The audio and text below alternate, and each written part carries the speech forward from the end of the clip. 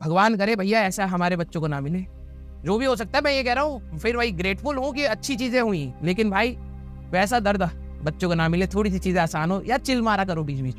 लोग मेरे को कहेंगे कि पागल है, बच्चे को इतना टफ एग्जामिनेशन में कह रहा है चिल मारो, यार चिल मारो, ठीक है, बीच बीच में हंस लो, मुस्कुरा लो, ठीक है, थोड़ा सा खेल लो, ठीक है ना, 2 ही सवाल तो नहीं होंगे, कोई दिक्कत नहीं है, चिल मारो। कभी कभार अपने आप को भी टाइम दो यार। मेरे को ये रियलाइज होने लग गया, वैसे आप लोगों का टाइम है, मेरे को लाइफ के साथ साथ ये रियलाइज होने लग गया कि हम जी कम रहे हैं, हम समय काट ज्यादा रहे हैं। पैसा कमा रहे हैं लेकिन घूम ही नहीं रहे हैं, पैसा कमा रहे हैं लेकिन खर्च ही नहीं कर रहे, दिन भर यहीं पर ही है। काम करना इंपॉर्टेंट है, लेकिन भाई कल अगर कुछ हो जाए तो मैं धरती पर मैं अगर देखूं, मैंने मुश्किल से 10 सिटीज 15 सिटीज या 20 सिटीज घूमी होंगी, उसका एरिया भी गिनूंगा ना तो मैं मुश्किल से 100 एकड़ जमीन भी नहीं चल पाया हूँ इतनी बड़ी धरती पर से। 30 साल हो गए तो क्या ही किया। तो दूसरे प्रोस्पेक्ट्स भी होते हैं लाइफ के, वो भी इक्वली आप एंजॉय करिए, अपनी तैयारी करिए, नो डाउट जब करें फुल कंसंट्रेशन से करिए। एक ब्रेक या बीच बीच में ब्रेक लीजिए, कोई दिक्कत नहीं, 2 कदम पीछे ही सही दूसरी दुनिया से, लेकिन हम अपनी इनिशियल पोजीशन से 100 कदम आगे ही, ये हमें चाहिए। तो एंजॉय दिस जर्नी बेटा, जर्नी के साथ कठिनाइयां एंजॉय करिए, पढ़ाई करिए, खुल के पढ़ाई करिए, और जब लगे कि भाई अब हो गया भाई हमारा, ब्रेक लीजिए आराम से। ये नहीं कि दूसरा पढ़ लिया होगा भाई, फिर क्या ही फायदा, पढ़ ही ले तू 3 घंटा 4 घंटा एक दिन, अगर लगता है अब हो गया भाई पानी सर से ऊपर जा रहा है, ब्रेक लेंगे, बाढ़ में जाए दुनिया, वापिस आएंगे तभी पढ़ पाएंगे, ठीक है।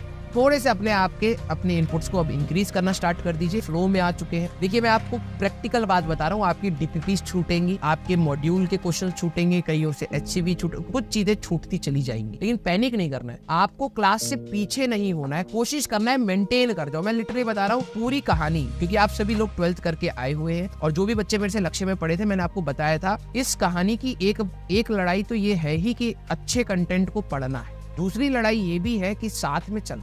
जब सिलेबस खत्म होता है ना, जिस दिन हमारा सिलेबस खत्म हुआ और आपका भी सिलेबस खत्म हो गया, लक्ष्य के जितने भी बच्चे, मैंने आपको ये बात बोली, आपको शायद डेट भी याद ना हो, मैंने आपको बोली थी अक्टूबर नवंबर में कि भाई 5 दिसंबर के बाद अगर आपकी 12वीं बची हुई है तो आपके लिए दिक्कत। और एंड आई होप कि आप लोगों ने कहीं ना कहीं उस चीज को एनालाइज किया होगा।